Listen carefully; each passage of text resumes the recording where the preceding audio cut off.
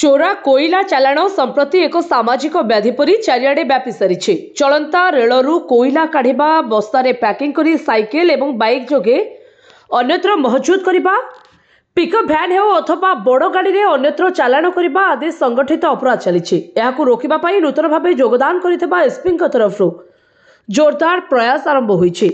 विगत किछि दिन धरी राति अधिया अतर्कित चढ़ाऊ रे चोरा चालाण गाड़ी समेत टन टन चोरा कोईला जबत मध्य करा जायछि।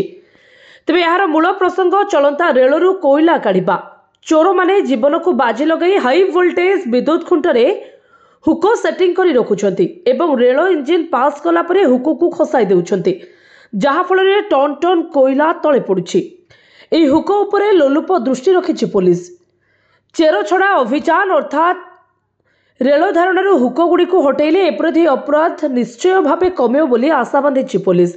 ए मर्मरे एसपी निर्देश क्रमे तिहिड़ी एवं पीरहाट पुलिस निज निज इलाकारु विपुल परिमाण सरंजाम उद्धार करिछि। तिहिड़ी थानाधीन रेलपथरु कोईला कढ़ा हुको बेलचा आदि जबत करिछि।